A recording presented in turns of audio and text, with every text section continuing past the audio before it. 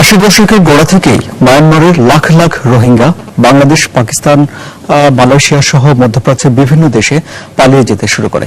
এতগুলো বছর পার হয়ে যাওয়ার পরেও সেই রোহিঙ্গারা যারা বাংলাদেশে এসেছিল তাদের সবাই বাংলাদেশের ভূখণ্ড ছেড়ে চলে যেতে পারেনি। তাদের ভারে বাংলাদেশ ভারাক্রান্ত সরকারের দিক থেকে বলা হচ্ছে।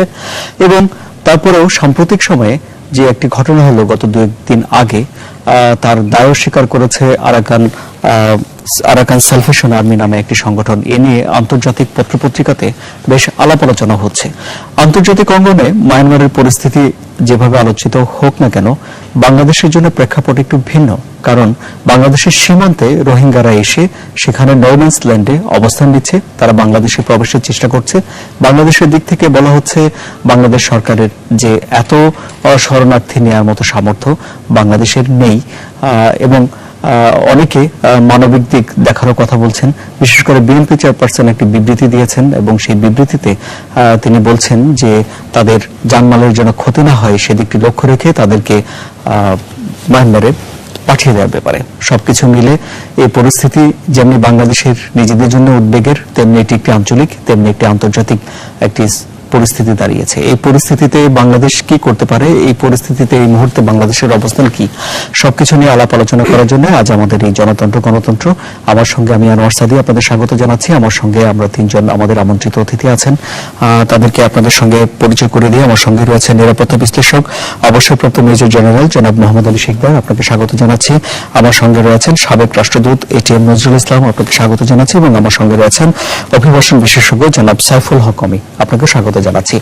আলোচনা আমরা শুরু করব, তবে তার আগে ঘুমধুম সীমান্তে আমাদের সহকর্মী নয়ন বড়ুয়া জয় রয়েছেন, তার কাছ থেকে সবশেষ খবর ওখানে জেনে তারপরে আমরা আলোচনা শুরু করছি।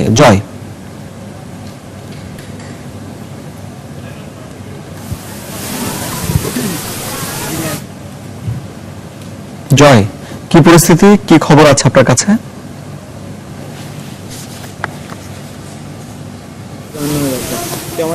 ধন্যবাদ আপনাকে। আপনি অবশ্যই সকাল থেকে আমরা অনেকবার জানিয়েছি, আপনি অবশ্যই লক্ষ্য করছেন। আসলে বিজিবি কিন্তু খুব সতর্ক অবস্থানে থাকলেও কিন্তু আমরা দেখতে পাচ্ছি আমরা টেকনাফ সীমান্তে রয়েছে, কিন্তু এই সীমান্তে এখনো পর্যন্ত অনুপ্রবেশ কিন্তু ঠেকাতে পারছেন না বিজিবি। কিন্তু বিজিবি ঊর্ধ্বতন কর্মকর্তা এবং বিভিন্ন জন এখানে যারা রয়েছেন বিজিবি কর্মকর্তারা রয়েছে, তারা বলছেন খুব একটা সতর্ক অবস্থানে থাকার কারণে কিন্তু আজকে থেকে যে অনুপ্রবেশ, যে গতকাল যে স্রোত ছিল সেই অনুপ্রবেশ আজকে থেকে কিন্তু বন্ধ রয়েছে বলে আমাদেরকে জানিয়েছেন। তারা একদম সীমান্তের পাশে কিন্তু খুব সতর্ক অবস্থানে রয়েছে। কিন্তু আপনি অবশ্যই লক্ষ্য করছেন, আপনাকে আমরা দেখাতে যাচ্ছি একদম খোলা আকাশের নিচে কিন্তু এই যে সীমান্তের পাশে তারা এখানে বসবাস করছেন আসলে রোহিঙ্গারা। কিন্তু তারা খুব একটা অসহায়, খুব একটা নির্যাতনের শিকার হয়ে কিন্তু জীবন বাঁচানোর জন্য তারা এখানে আসছেন। আপনি অবশ্যই দেখতে পাচ্ছেন এখানে শিশু সহ নিয়ে সবাই কিন্তু এখানে এইভাবে দিন কাটাচ্ছে এবং দিনের কথা নয় কিন্তু রাতও কাটাচ্ছেন আমরা দেখতে পাচ্ছি। শুধু আজকে নয়, কিন্তু তারা 3-4 দিন ধরে কিন্তু এইভাবে রাত কাটাচ্ছে। তারা বলছে তাদেরকে সরিয়ে দেওয়ার জন্য এবং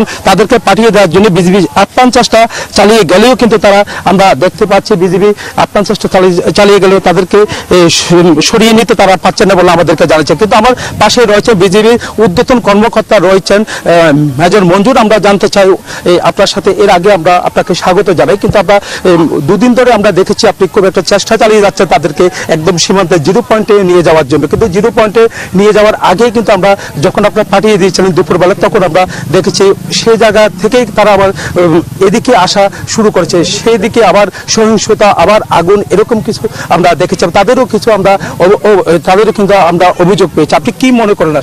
আসলে আমরা সকালবেলা থেকেই আমরা তাদেরকে আসলে বুঝিয়ে, তারা নিজেরাই অনুপ্রাণিত হয়েই এখান থেকে তারা জিরো লাইনের দিকে চলে যাচ্ছিল। পরবর্তীতে ওই পাশ থেকে যখন মায়ানমারের সেনাবাহিনী যখন একটা ফাঁকা রাউন্ড গুলি করে, ওই ভয়ে তারা আবার ফেরত চলে আসে। তো আমরা এদিকে খুবই অ্যালার্ট আছি এবং আমরা এটা চেষ্টা করছি যাতে কোনোভাবে কেউ ভিতরে না ঢুকে যেতে পারে। সেই জন্যে আপনি যেটা দেখেছেন এখানে, যে আমরা এখানে সবাইকে রেখে দিয়েছি এই অবস্থায়, কাউকে ভিতরে ঢুকতে দিচ্ছি না। আচ্ছা, এই পর্যন্ত যেমন 3-4 দিন ধরে অনুপ্রবেশ কি কতজন হতে পারে বলে আপনি মনে করেন? শুধু এই সীমান্ত নয়, বিভিন্ন সীমান্ত দিয়ে বিভিন্নভাবে তারা প্রবেশ করেছে, তারা জীবন বাঁচানোর জন্য এসেছে। আপনি কি মনে করেন? আসলে অনুপ্রবেশের ক্ষেত্রে যেটা বলবো সেটা হচ্ছে আমাদের জিরো লাইনে একদম আমাদের যে টহলগুলো, সেই টহলগুলো প্রচণ্ড জোরদার করা হয়েছে যাতে তারা পার হয়ে না আসতে পারে। এছাড়াও আমাদের যে রাস্তার যে চেকপোস্টগুলো, সেই চেকপোস্টগুলো প্রতিনিয়ত তারা চেক করছে খুব কড়াকড়িভাবে, যাতে কেউ এভাবে কোনো প্রবেশ না করতে পারে। এখন এর পরিপ্রেক্ষিতে আমরা আপ্রাণ চেষ্টা করছি আমাদের যতটা অনুপ্রবেশ ঠেকানো যায়। এখন খোলা আকাশের নিচে যারা বসবাস করছেন তাদের জন্য কি ব্যবস্থা আছে বলে মনে করছেন? তাদের জন্য আসলে তেমন আমাদের পক্ষ থেকে আমরা শুধুমাত্র তারা যাতে ভিতরে ঢুকে যেতে পারে আমরা সেটুকুই লক্ষ্য করছি।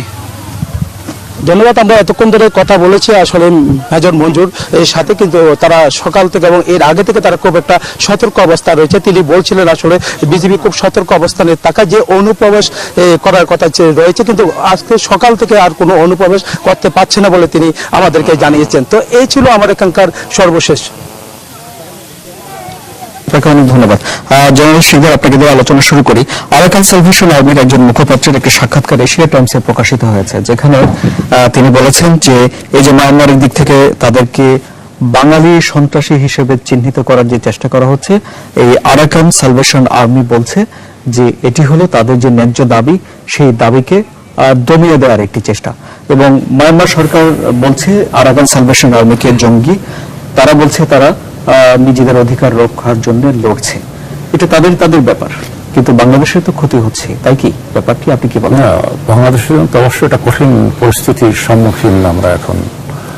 যদিও এই সংকটটা আমাদের সংকট নয়, মিয়ানমারের সংকট আমাদের মাথার উপর একেবারে বোঝার মতো এসে পড়েছে, যেটা আমাদের জন্য এখন মানে সেই বোঝা বহন করাও কষ্ট। এবং প্রায় দীর্ঘদিন ধরে এটা আমাদের জাতীয় নিরাপত্তার জন্য একেবারে একটা বিস্ফোরণিত অবস্থা হয়ে আছে। তো সর্বশেষ যে ঘটনাটি ঘটল গত 24 আগস্ট দিবাগত রাত্রে, আমি যে বিশ্লেষণগুলো দৃষ্টি থেকে যেটি বলবো, যে এটা এই ঘটনাটা একেবারে অপ্রত্যাশিত ছিল। এবং অপ্রত্যাশিত ছিল এই কারণে যে ওই দিন দুপুরে যে আনান কমিশনের যে প্রতিবেদনটি বের হলো, আমি এটি খুব নিবিড়ভাবে অনুসরণ করছিলাম। এবং এই বের হওয়ার পরে সঙ্গে সঙ্গে এটা অনলাইনে চলে আসে এবং বিশ্বের সমস্ত বড় বড় media, CNN, BBC, Al Jazeera, অন্যান্য মিডিয়া কিন্তু এটার উপর নানা রকম ভাষ্য দিচ্ছিলেন এবং আমি সেটি কিন্তু খুব নিবিড় অনুসরণ করছিলাম। সেটিতে আমার কাছে মনে হয়েছিল বোধহয় এত বড় একটা সমস্যার বোধহয় একটা পথ পাওয়া গেল সমাধানের। তার কারণটি হলো যে মিয়ানমারের সরকারও কিন্তু এই প্রতিবেদনটির প্রতি একটা ইতিবাচক প্রতিক্রিয়া প্রাথমিকভাবে দেখিয়েছেন। এবং এই প্রতিবেদনটি যেভাবে তৈরি হয়েছে, যে প্রক্রিয়ায়, সেখানে বোঝা যায় যে মিয়ানমার সরকারের সহযোগিতা না থাকলে এই প্রতিবেদনটি তারা তৈরি করতে পারতেন না। আর রোহিঙ্গাদের তরফ থেকে যেটা আমি তাদের পক্ষ থেকে তাদের যে অ্যাক্টিভিস্ট আসছে লন্ডনে, ওনার সাক্ষাৎকারটা আমি দেখতেছিলাম ওই বৃহস্পতিবার রাত্রে। উনিও তারা বললেন যে যদিও এই রিকমেন্ডেশনটা ইতিবাচক, তবে আমাদের সন্দেহ রয়েছে যে এই রিকমেন্ডেশন অনুসারে মিয়ানমার সরকার ব্যবস্থা নেবেন কি নেবেন না, তবে আমরা এটাকে ইতিবাচক ভাবে নিচ্ছি। তার কারণটা হলো তাদের যে প্রধান যে সমস্যাটা, অর্থাৎ তাদের নাগরিকত্ব ফিরিয়ে দেওয়ার ব্যাপারে এখানে সুপারিশ করা হয়েছে। তারপরে তাদেরকে যেন অবাধে চলাফেরা করার দেওয়া হয়, সেটি এখানে সুপারিশ করা হয়েছে। এবং সবচেয়ে গুরুত্বপূর্ণ যে সুপারিশটি ছিল সেটা হলো যে মিয়ানমার এবং বাংলাদেশের যৌথ কমিশন হবে। যৌথ কমিশনের মাধ্যমে এই বাংলাদেশে যত রোহিঙ্গা আছে তাদেরকে সঠিকভাবে চিহ্নিত করে তাদেরকে ফেরত নিতে হবে। সুতরাং এই যে একটা মানে ইতিবাচক এবং একটা আশান্বিত, কিন্তু রাত্রে 12টা পর্যন্ত আমি যখন ফলো করছি এটা কিন্তু ওরকম অবস্থা ছিল। কিন্তু সকালবেলা যখন ঘুম থেকে উঠে আবার BBC এবং CNN দেখলাম, একেবারে অপ্রত্যাশিত আমার কাছে মনে হলো যে এরকমটা ঘটনা তো ঘটার কথা না, কেন ঘটলো? তো পরবর্তী যা দেখলাম তাতে মনে হলো যে এই ঘটনাটি ঘটে গেছে এবং মায়ানমার সেনাবাহিনী যেভাবে এটি তারা একটা অপারেশনের নাম দিয়েছে অপারেশন কিলিং, মানে খুবই দুর্ভাগ্যজনক এবং খুবই অপ্রত্যাশিত। এবং আমার কাছেও মনে হয়েছে যে মায়ানমার সেনাবাহিনী অত্যন্ত অপরিপক্কভাবে যে ঘটনাটি ঘটেছে তার প্রতি রিয়াক্ট করেছেন। তার কারণটি হলো যে ঘটনাটি ওই রাত্রে ঘটার পরিপ্রেক্ষিতে মায়ানমার সেনাবাহিনী অপারেশন কিলিং শুরু করেছে, যেটা আপনি বললেন যে ARSA, অর্থাৎ আরাকান রোহিঙ্গা সালভেশন আর্মি নামে একটি সংগঠন, সশস্ত্র সংগঠন, তারা এর দায় দায়িত্ব স্বীকার করেছে। রাজত্ব মানে তাদের যে কয়েকটা পুলিশ ফাঁড়ি, নিরাপত্তা ফাঁড়ির উপর আক্রমণ করেছে, সেখানে 12 জন নিরাপত্তা সদস্য নিহত হয়েছে। তো এই যে দায় দায়িত্ব স্বীকার করা, এটি কিন্তু বলা যায় মোটামুটি একটা নতুন ফেনোমেনা এইখানে। তার কারণটি হলো যে দায় দায়িত্ব এর আগে কিন্তু ঘটনা ঘটেছে অনেক, সেটা কিন্তু দায় দায়িত্ব স্বীকার করেনি। তার কারণটি আমার কাছে বিশ্লেষণ দৃষ্টি থেকে এবং পূর্ববর্তী ঘটনা যে আমার কাছে মনে হয়েছে যে যারা এই ঘটনাটি ঘটিয়েছে তারা মিয়ানমার সেনাবাহিনীকে উত্তেজিত করার চেষ্টা করেছে, প্রভোগ করার চেষ্টা করেছে, যাতে এই ধরনের একটা রিয়াকশন মিয়ানমার সেনাবাহিনীর পক্ষ থেকে আসে। এবং এই যে আনান কমিশনের মাধ্যমে যে একটা এতদিনের একটা দীর্ঘ পুঞ্জীভূত সমস্যার একটা সমাধানের আলো সবাই দেখছিলেন সব পক্ষ এবং বিশ্বের সমস্ত মিডিয়া থেকে, সেই আলোটাকে মনে হলো যে একেবারে নিস্তব্ধ নিভিয়ে দেওয়ার জন্য, যাতে এই আনান কমিশন একেবারে হিমঘরে চলে যায়, এরকম একটি কঠিন সমস্যা সৃষ্টি করবার জন্যই মনে হলো যে এই যে ARS এর নামে, তাদের নামে তারা স্বীকার করেছে, বাট এর পিছনে আমার কাছে মনে হয়েছে এখানে যারা এই রোহিঙ্গা সমস্যাটি জিয়ে রাখতে চান, সেটা আন্তর্জাতিক কোন ষড়যন্ত্র এখানে আছে বলে আমার কাছে মনে হচ্ছে। এবং মিয়ানমার সেনাবাহিনীর ভিতরেও পুরো সেনাবাহিনী নয়, কোন স্বার্থান্বেষী বড় ধরনের গোষ্ঠী থাকতে পারে, তাদের কোন ক্ষুদ্র স্বার্থকে অক্ষুণ্ণ রাখবার জন্য, এই সমষ্টিকে জিয়ে রাখবার জন্য তারা এই ঘটনা ঘটাতে পারে। সুতরাং এই ঘটনা যারা ঘটিয়েছেন তাদের ট্রাপে, আমি বলব ফাঁদে মিয়ানমার সেনাবাহিনী পা দিয়ে এরকম একটা ক্লিন এবং সহিংসতা তারা শুরু করেছে, যেটা এখন এমন একটা কঠিন অবস্থা বাংলাদেশের জন্য সৃষ্টি হয়েছে। আমি পরবর্তীতে আমি বলবো এই কথা পরবর্তীতে যে কারা এর পিছনে এটাকে সাবোটেজ, আমি বলছি যে এটাকে এই কফি আনানের যে রিপোর্টটা এত একটা সম্ভাবনাময় রিপোর্ট, আমি এই রিপোর্টটাকে পিছন থেকে ছুরিকাঘাত করা হয়েছে এবং তারাই করেছেন যারা এই রোহিঙ্গা সমস্যাটাকে জিয়ে রাখতে চান। জি, আপনার কাছে আমি আবার আসবো। রাষ্ট্রদূত ডক্টর নজরুল ইসলাম, তাহলে কি এই আনান কমিশন তাদের প্রতিবেদন অনুযায়ী একটি সমাধানের পথ বের হয়ে আসছিল, সেটাকে ছুরিকাঘাত করার জন্যই এই অবস্থা তৈরি হয়েছে? জেনারেল শিকদার যে অভিযোগ করছেন, জেনারেল শিকদার যে কথাগুলো বলেছেন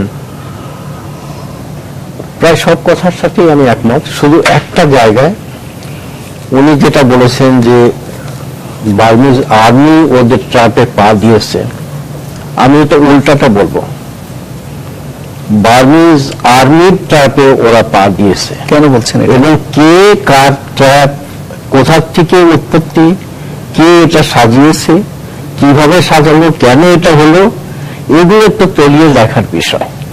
এখানে এত সহজে দেখেন, ওই যে উনি যেটা বললেন জেনারেল শিকদার সাহেব, যে কফি আনানের যে রিপোর্টটা বেরোলো যখন, তার সম্ভবত আমি যতটুকু জানি 3 থেকে 4 ঘন্টার মধ্যে এই অ্যাটাক হলো। এবং রোহিঙ্গা সালভেশন আর্মি যেটাকে স্বীকার করে নিয়েছে, এই স্বীকার করে নেওয়ার পেছনে কাদের হাত আছে এবং কেন এই সময় ঘটনাটা ঘটলো, কোন দিকে নিতে চায় তারা এবং কাদের হাত আছে, যাদের হাত আছে এটার পেছনে আমরা কিছুটা অনুমান করতে পারি। কি অনুমান আপনার? আমাদের প্রতিবেশী, আমাদের ধারে পাশে, একদম প্রতিবেশী না, এই দক্ষিণ এশিয়ার রাষ্ট্র আছে যাদের হাত আছে, এই দক্ষিণ এশিয়ার বাইরেও দু একটা রাষ্ট্রের হাত আছে যারা মধ্যপ্রাচ্যে বিভিন্ন সমস্যার ইন্ধন জুগিয়েছেন পরোক্ষভাবে, অনেক সময় সরাসরি না, তাদের বাইরের চেহারা একটা, ভিতরের চেহারা অন্যটা। তো এই যে রোহিঙ্গাদের উপরে যে অত্যাচার হচ্ছে, এটা তো আজকের না। জেনারেল লেউইন 62 সালে ক্ষমতা নিলেন, 64 সাল থেকেই উনি এদের সিটিজেনশিপ, নাগরিকত্ব নিয়ে কথা উঠালেন যে এরা আমাদের নাগরিক না।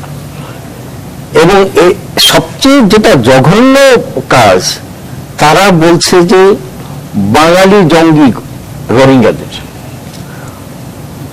ইতিহাস বলে যে রোহিঙ্গা যারা, তাদের মধ্যে বাঙালির পরিমাণ যত আছে তার মধ্যে বিদেশির পরিমাণ তার চেয়ে বেশি আছে। বিদেশির সংখ্যা এখানে চিটাগাং থেকে, হয়তো কক্সবাজার, চিটাগাং থেকে একসময় কিছু লোক গিয়েছে। কত বছর আগে? অনেক বছর আগে, অনেক বছর আগে। হ্যাঁ, 47-এর আগে আচ্ছা, তখন তো বাংলাদেশ ছিল না, তাই বাঙালি বলা হয় সেটা কি? আরো অনেক আগে, আরো অনেক আগে। 18th সেঞ্চুরির মাঝামাঝিতে আমি বলি 1876 সালে যখন একসময় এই বার্মার এই আরাকানটা কিন্তু বার্মার অরিজিনাল অংশ একসময় ছিল না, তখন বার্মা রাজদের শাসন ছিল, তখন এই একটা আলাদা একটা শাসন এখানে চলতো এই চিটাগাং এবং আরাকান নিয়ে। তখন কিন্তু ওদের সাথে যাওয়া আসা ছিল, সেটি বহু আগে। এবং ব্রিটিশ এখানে যখন গেল 1859 থেকে অনেক পরে অ্যানেক্স করেছে, তারপরে কিন্তু এই যাওয়া আসা চলছে, মানে যেহেতু একটি শাসনের অধীনে সেরকম যাওয়া আসা, যেমন আমরা এখন যাওয়া আসা করি, কিন্তু সেটেলমেন্টটা হয়েছে কিন্তু আরো বহু বহু আগে। আমি বলবো আপনাকে যে ইতিহাসের ছাত্র হিসেবে আমি যতটুকু জেনেছি, আমরা আমাদের হিস্ট্রি অফ বেঙ্গল পড়া হতো। অং সান সুচি যে দাবি করছেন যে বাঙালি সন্ত্রাসী, এই দাবির কোনো যুক্তি পান আপনি? কোনো যুক্তি নাই, এটা একেবারে সত্যের অপরাধ বললে তো কম বলা হবে। এটা একটা উদ্ভট চিন্তা, উদ্ভট কথা। কিন্তু উনি এটি কেন বলছেন? এটা কেন বলছেন? তাতে করে তো দুই দেশের সম্পর্ক খারাপ হওয়ার এখানে কিছু কি থাকে? আমি বলি, সোজা কথায় বলতে গেলে যেটা বলতে হয় যে দুনিয়া জোড়া সমালোচনা হচ্ছে সুচির, যে উনি নোবেল লরিয়েট হয়ে এসব ব্যাপারে চুপচাপ থাকেন কেন? তাদের উপর অত্যাচার হয়, তাদের উপর ধর্ষণ হয়, তাদেরকে হত্যা করা হয়, তাদেরকে বাড়িঘর পুড়িয়ে দেওয়া হয়, তাদেরকে বিতাড়িত করা হয়, তো উনি একজন শান্তিতে নোবেল পেয়েছেন, তারপর চুপ করে থাকেন কেন? এখন উনি যদি বলেন যে এরা বাঙালি জঙ্গি গোষ্ঠী, ওনার গা তো বাঁচানোর জন্য যথেষ্ট একটা শক্তিশালী কথা, তাই না? সেটা গ্রহণযোগ্য হোক বা না হোক, এই যে রোহিঙ্গা কিভাবে উনি বাঙালি বলেন, ওটা আমি যেটা বলতে চাচ্ছিলাম যে আমরা হিস্ট্রি অফ বেঙ্গলে পড়েছি পঞ্চদশ ষষ্ঠদশ শতাব্দীতে আরবরা যখন মশলা কিনতে সুমাত্রা এবং জাভায় যেতেন, তখন তারা চিটাগাংয়ে নোঙর করতেন এবং আরাকান পোর্টে নোঙর করতেন। আরব যে ট্রেডিশন, যেটা যেখানে নোঙর করতেন সেখানে স্থানীয় মহিলাদেরকে ওনার বিয়ে করতেন, যেটা এখনো আরব জাহানে আছে, মুতা ম্যারেজ বলে পরিচিত। সেখানে সন্তান সন্ততি হতো, এটা একটা। আর একটা হলো, আপনি হিস্ট্রি ঘাটলে দেখবেন যে এখানে পার্সিয়ান আছে, ইন্ডিয়ান আছে, উর্দু ভাষী আছে, বাংলা ভাষী আছে, অনেক জাতি এখানে সংমিশ্রণ ঘটেছে। এমনকি মোগল ডাইনেস্টিতে যেসব যারা বিতাড়িত হয়ে আরাকান রাজ্যে ঠাঁই নিয়েছিল, তারা তো একা আসেনি, তাদের সাথে হাজার হাজার সৈন্য সামন্ত এবং অনুসারী চলে এসছে। তাহলে আপনি বলছেন বাঙালি সন্ত্রাসী বলে একটা অভিসন্ধি আছে তার? অবশ্যই অভিসন্ধি। আপনার কাছে আমি এই বিষয়ে আসবো। জনাব সাইফুল হকানি, আপনি অভিবাসন বিশেষজ্ঞ, আবারও আরাকান সালভেশন আর্মির ওই যে মুখপাত্র, তার সাক্ষাৎকার থেকে একটা কোট করতে হচ্ছে। সে বলছে যে রোহিঙ্গারা সেখানে লৌহ যুগে বাস করে মোটামুটি ভাবে, সেখানে বিদ্যুৎ নাই, ইত্যাদি ইত্যাদি, খুবই পশ্চাৎপদ জীবন। সেখানে বাঙালিরা কেন যাবে অভিবাসী হয়ে সেই পশ্চাৎপদ জীবন নেওয়ার জন্য? আমি একটু প্রথমে বলি, আমি আলোকচিত্রী এবং দীর্ঘদিন ধরে, বছর দশক ধরে এই বিষয়ে আমি কাজ করি। আমি ওনাদের দুজনের বক্তব্য মনোযোগ দিয়ে শুনছিলাম।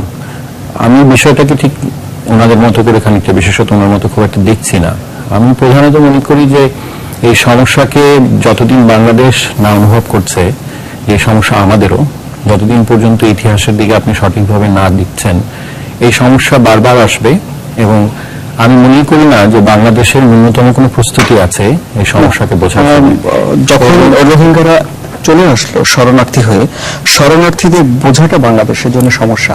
এছাড়া কি বাংলাদেশের আর কোনো সমস্যা আপনি দেখেন? আপনি বলছেন এই সমস্যা বাংলাদেশেরও, কেন বলছেন?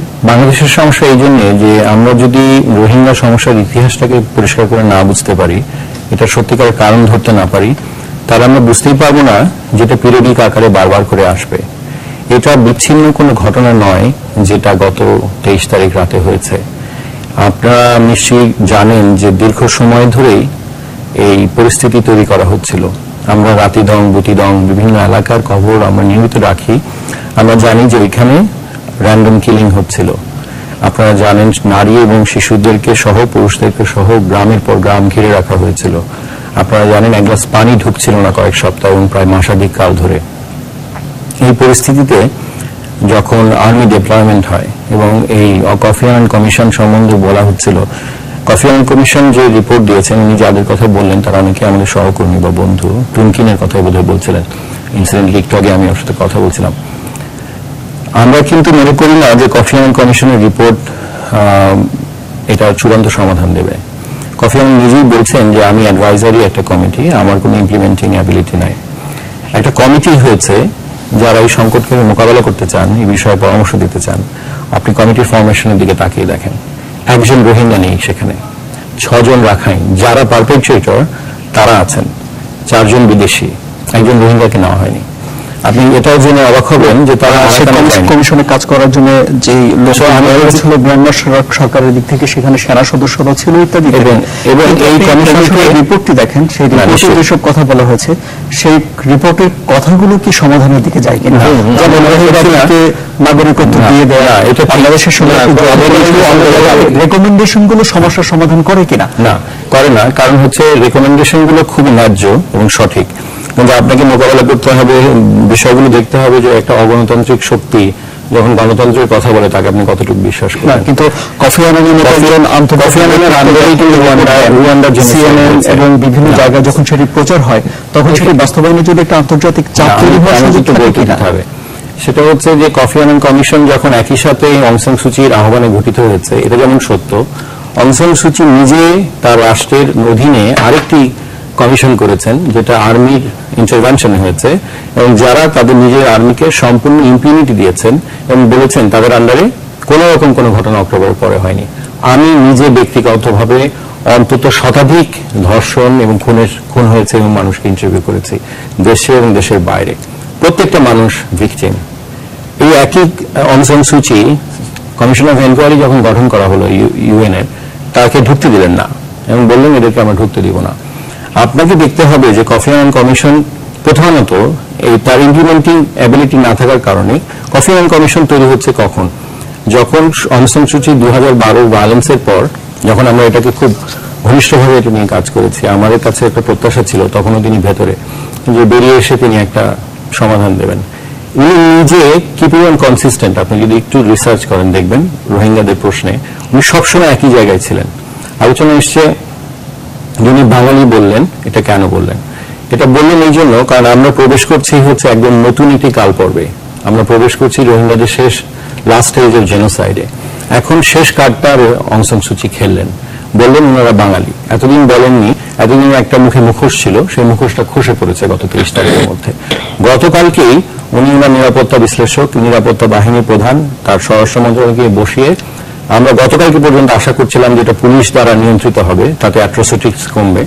আপনারা অবাক হবেন যে পুরো দস্তর আর্মি অপারেশন শুরু হয়েছে এবং হাজার হাজার মানুষ মারা যাবে। আজকে পর্যন্ত আমি নানা অসমর্থিত সূত্রে জানি 700 থেকে 1000 মানুষ মারা হয়েছে এবং ঘরে ঘরে তারা প্রবেশ করছে। এর থেকে নিকৃষ্ট গণহত্যা পৃথিবীর ইতিহাসে খুব বেশিবার হয়নি। অং সান সুচি খুব ভালো করেই জানতেন ঘটনাচক্রে। আমি এই অং সান সুচি পরিষদের একজনের সঙ্গে 22 তারিখে কথা বলি এবং তারা, আমরা যেহেতু কাজ করি, তারা আমাদেরকে পরামর্শ দেন এবং তারা আকার ইঙ্গিতে বুঝিয়ে দেন যে মুহূর্তে আমরা ঘোষণায় যাব সেই মুহূর্তে ভায়োলেন্স ইরাপ্ট করবে। যে জায়গায় আমি আমাদের দুজনের সাথে খানিকটা একমত যে আরাকান সালভেশন আর্মি এরা কারা। আমার সহকর্মী রয়টারের প্রধান, তিনি নিজে তাকে স্কাইপে লাইভ প্রোগ্রামে কথা বলতে পারেন। আমার অনেক সহকর্মীরা চাইলে তার সঙ্গে সাংবাদিক হওয়ার সুবাদে কথা বলতে পারেন। এটা বিশ্বাস করা, আপনি শুনলে অবাক হবেন যে পুরো অঞ্চলে আপনি চাইলে 6 থেকে 8 ইঞ্চির বড় ছুরি রাখতে পারবেন না রোহিঙ্গাদের বাড়িতে, কারণ আপনি বড় মাছ কাটতে পারবেন না। সেরকম একটা জায়গায় যখন আইসিজি রিপোর্ট দিচ্ছে যে তারা গত 2012 সালের পরে একটার পর একটা গ্রামে প্রশিক্ষণ দিয়েছে, এবং অক্টোবরের ইভেন্টটাও যদি দেখেন এই আক্রমণটা কোন পরিস্থিতিতে হয়েছে। আলিয়া কিন তখন ছিল, পরে এআরএসএ হয়েছে, যারা 21টি পয়েন্ট হাজির করে বলেছে যে আমরা জেহাদিস নই ইত্যাদি নই এবং আমরা এই চাই, সেটাও খুব সাসপিশিয়াস। সেই পরিস্থিতিটা হয়েছে তখন যখন তাদের 2 জন মানুষ আর্মি দ্বারা অ্যারেস্ট হয়েছেন এবং তারা ইন্টারোগেশন সেলে গেছেন। তখন এরকম একটা ডিলাইমা ছিল যে এখন ওরা যে তথ্য দিয়ে দেবে তাতে আমরা এক্সপোজড হয়ে যাব কিনা। So instead of being the victim they become the perpetrator, they attack the army post, এবং 9 জন মারা গেছে, এবার তো বোধহয় 12-14 জন মানুষ মারা গেছে। আপনি দেখেন কফি আনান কমিশন যখন অ্যাক্টিভ হলো সেটা অক্টোবরের আগে, সেপ্টেম্বর নাগাদ, ঠিক তারপরে আমরা সকলেই যখন ভাবছি যে এটা মন্দ ভালো হয়েছে এবং এটা one step forward to peace, with all due criticism to the formation of the committee, ঠিক তখন আলিয়া কিং কেম টু সারফেস আমরা খুব ভালো করে জানতাম চিটাগং যারা যারা কক্সবাজারের একটা বড় অংশ এর সঙ্গে যুক্ত। এই তর্কে যদি যেতে হয় আলোচনা আমি যেতে পারি, খানিকটা মানে মাঠে থাকার সুবিধায় কিছু জিনিস জানি। এই সংগঠনটি তখন ইরাপ্ট করলো, ঠিক যে রাতে উনি কফি আনান ঘোষণা দিলেন ঠিক সেই রাতে আবার ইরাপশনটা হলো। এর মধ্য দিয়ে এরকম একটা কনস্পিরেসি থিওরি আমরা অ্যাপ্লাই করতে পারি যে আল ইয়াকিন সম্ভবত অং সান সুচিরই দল, এরকম একটা ভাবনা দুনিয়া জুড়ে আছে, প্রবলভাবেই আছে। আল ইয়াকিনের এই ভদ্রলোক পাকিস্তান থেকে এসছেন, আইএসআই থেকে তার কানেকশনের কথা শোনা যায় আরব আমিরাতে তার অবস্থান আছে, শোনা যায় জেআরসি বলে একটি বিশেষ গ্রুপ তাকে ফাইন্যান্সিয়ালি সাপোর্ট করছে, এবং বিশেষ করে ধর্মীয় রাষ্ট্র এবং যারা এই ধরনের রাজনৈতিক চেষ্টা করেন তাদের সঙ্গে তিনি যুক্ত। আপনি দেখেন তার যুদ্ধ কার কাজে লাগছে। একটা পটকা ফুটানোর মতো 9 তারিখে তিনি কয়েকজন মানুষ মেরে সম্পূর্ণ সিন থেকে হাওয়া হয়ে গেলেন, শত শত মানুষ মারা গেল, বলা হচ্ছে কয়েক হাজার বাড়ি পুড়ে গেল। একটা বুলেট তিনি নিক্ষেপ করলেন না 9 অক্টোবরের পরে। তারপরে 1 বছরের সাইলেন্স, আবার উনি 12 জনকে মারলেন। এখন দেখুন তখন আমরা বলছি 87,000, আমার নিজের ধারণা এই সংখ্যা একটু কম বেশি হতে পারে, বাংলাদেশে এসছে। এখন বলা হচ্ছে গত 72 ঘন্টায় 10 বছর আমি কাজ করি, 10 বছর এর থেকে বড় ক্রাইসিস আমরা ফেস করিনি, এবং রোহিঙ্গা প্রশ্নে এটাই biggest crisis in the history of this Rohingya crisis. একটা বিরতি থেকে আমি ফিরে আসবো। আমাদের সঙ্গে 3 জন আমন্ত্রিত অতিথি আছেন। আমাদের সঙ্গে আছেন রাষ্ট্রদূত জনাব এটিএম নজরুল ইসলাম, আমাদের সঙ্গে আছেন নিরাপত্তা বিশ্লেষক অবসরপ্রাপ্ত মেজর জেনারেল জনাব মোহাম্মদ আলী শিকদার এবং জনাব সাইফুল হক অমি, অভিবাসন বিশেষজ্ঞ। দর্শক আপনারা আমাদের সঙ্গে থাকুন। আবারও স্বাগত জানাচ্ছি জনতন্ত্র গণতন্ত্রে, আমি আনোয়ার সাহেব আপনাদের সঙ্গে আছি।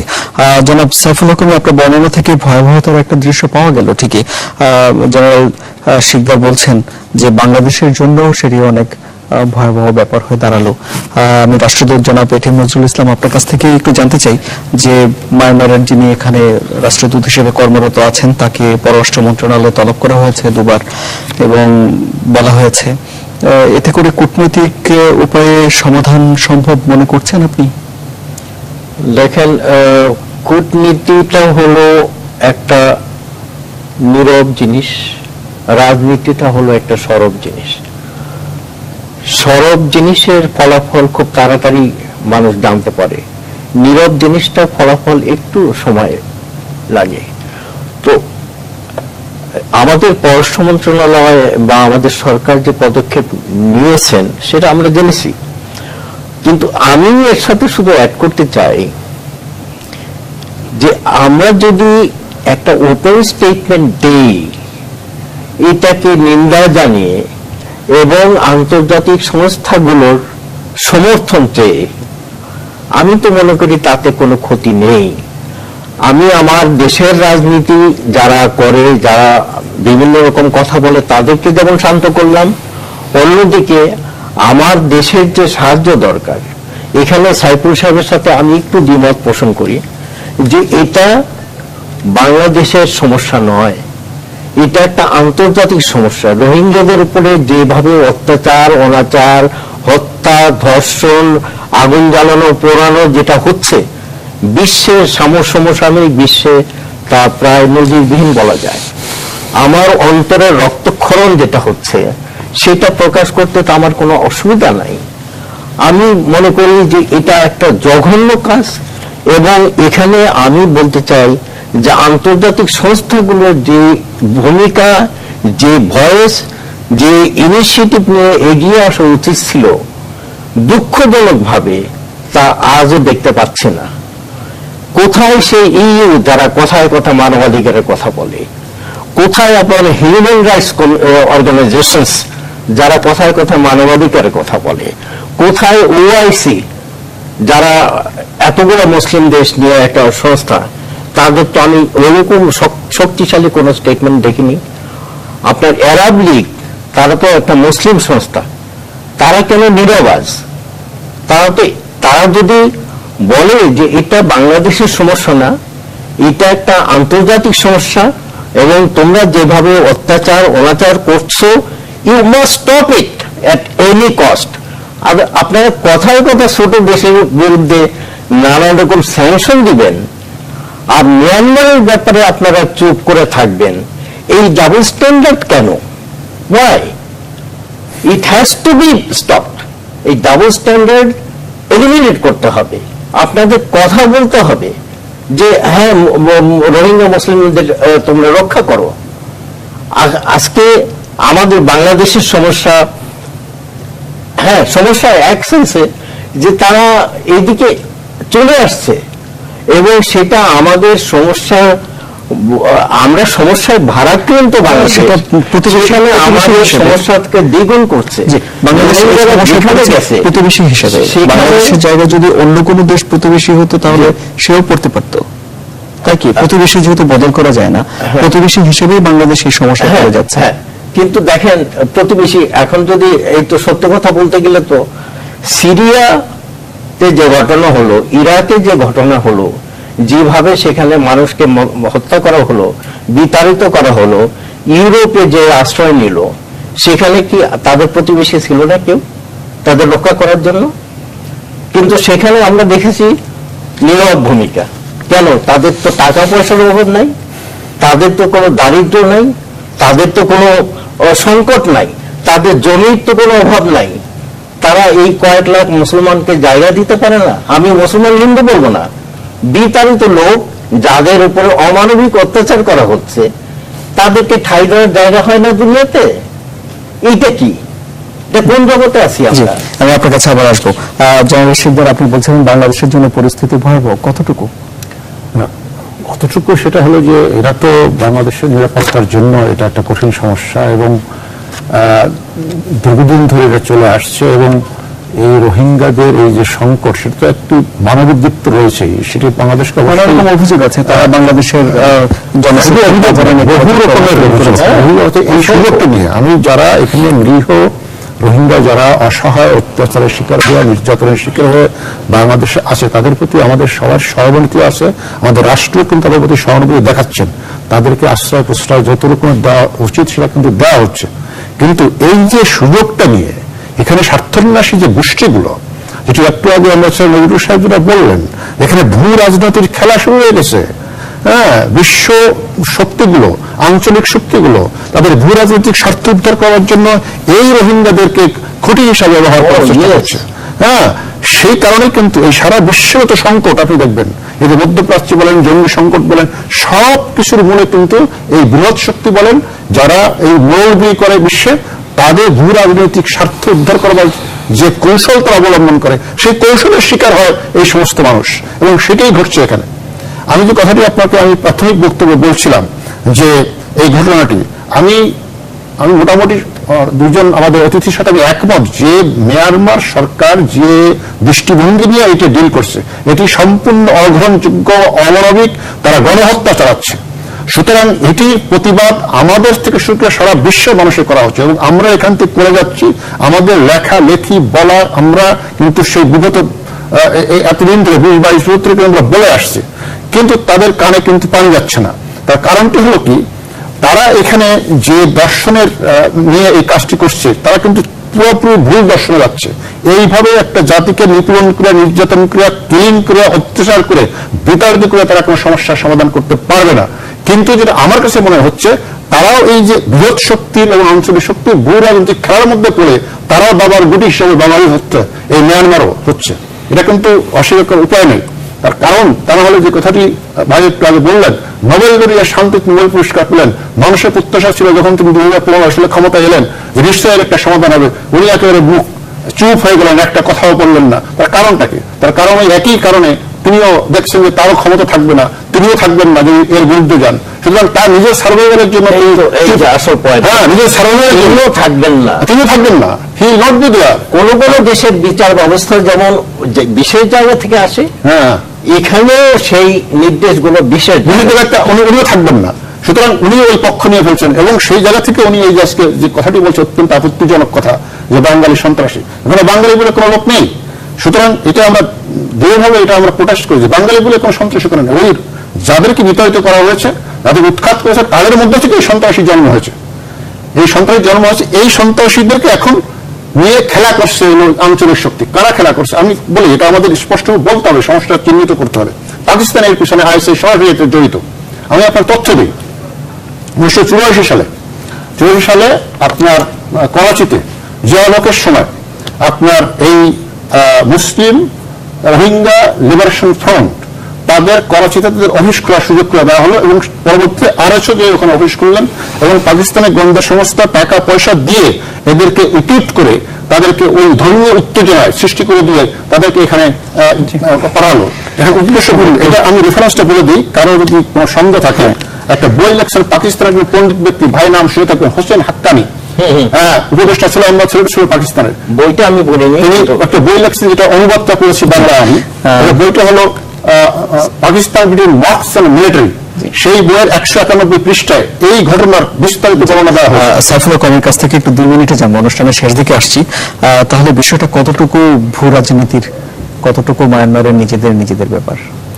আমার মনে হয় পুরো ব্যাপারটা কম্বিনেশন, কারণ এখানে অনেক প্লেয়ার, যেটা আমি দুজন মানুষ আলোচকের সাথে একমত, অনেকেই প্লেয়ার এখানে। আমাদের দিক থেকে যদি বলেন তাহলে আমরা আসলে অনেকগুলো জায়গায় ভুল করেছি। আমরা বুঝতে ভুল করেছি যে আমরা একটা বৈশ্বিক রাজনীতির ভিকটিম হতে যাচ্ছি। সেই জায়গা থেকে আমাদের সতর্ক হওয়া খুবই দরকার। মিয়ানমারের নিজের সমস্যা আপনি জানেন যে গ্লোবালাইজেশনের এরায় 9/11-এর পরে পৃথিবীতে যে কোনো মুসলমান আসলে শুধু মুসলমান নয়, তার নিপীড়নের ইতিহাস শুধু ব্যক্তির নিপীড়নের ইতিহাসের মধ্যে থাকবে না।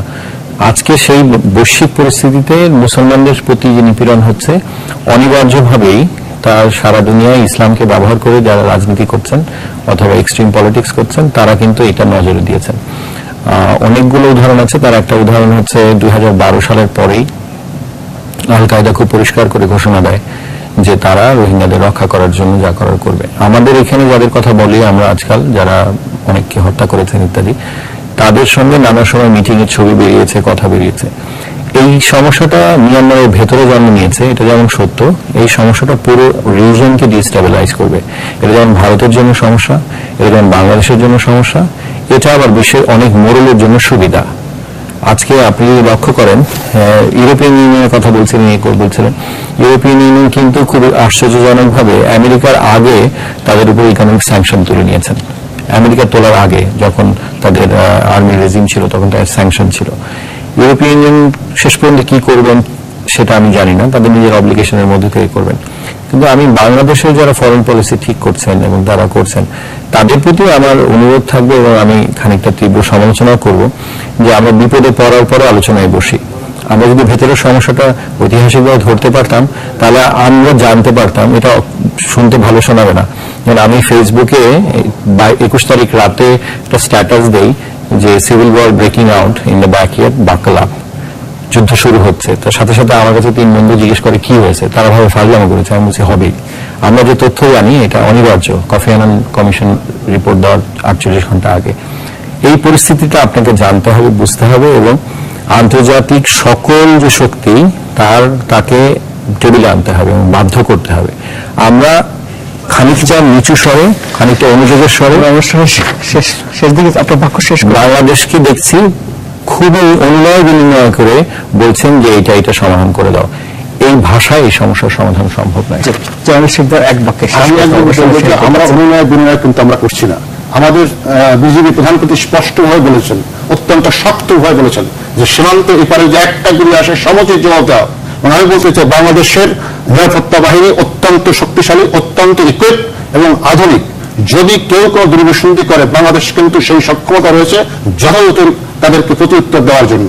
সুতরাং আমরা কোনো অ্যাগ্রেসিভ শক্তি নই, আমরা আত্মরক্ষার জন্য। কেউ যদি আমাদের উপর কোনো রকমের অন্য কিছু চাপিয়ে দেওয়ার চেষ্টা করে যেটা অপ্রত্যাশিত, তাহলে কিন্তু বাংলাদেশের সমুচিত জবাব দেওয়ার জন্য কিন্তু সেই শক্তি বাংলাদেশের এখন আছে। জি, অনেক ধন্যবাদ জনাব এটিএম নজরুল ইসলাম। 2 বাক্যে আপনার শেষ কথা। 2 বাক্যে আমি শেষ করব। এক হলো যে অন্যায় অত্যাচার হচ্ছে নজিরবিহীন, এটাকে স্টপ করার জন্য বাংলাদেশ সরকার যে কূটনীতি চালাচ্ছেন সেটাকে আমি স্বাগত জানাচ্ছি। সেটার রেজাল্ট আমরা কবে পাবো জানি না, কিন্তু এট দ্য সেম টাইম আমি যেটা আবারও রিপিট করছি, আপনার 2টো স্টেটমেন্ট দেন। একটা দেশের জনগণের জন্য বলেন যে কি হচ্ছে, আপনারা কি করছেন, আর একটা দেন আন্তর্জাতিক সম্প্রদায়ের জন্য যে তোমরা why are you silent, why are you keeping quiet, this is not the problem of Bangladesh, you have to come forward. মুক্তিযুদ্ধের সরকার এখন ক্ষমতায়, বঙ্গবন্ধু যদি বেঁচে থাকতেন সিংহের মতো গর্জন করে উঠতেন এসব ব্যাপারে। আমি চাই যে আমাদের গর্জনের একটু দরকার আছে, শুধু ডিপ্লোমেসি ঠিক আছে চলুক, ডিপ্লোম্যাটিক ওয়েতে চলুক, এট দ্য সেম টাইম আমাদের একটু কথা বলতে হবে, এটা নিয়ে একটু করতে হবে, কে কারা কল কাঠি নাড়ছে আমরা জানি, কোথায় এগুলো মারপ্যাচ হচ্ছে সেগুলো জানি।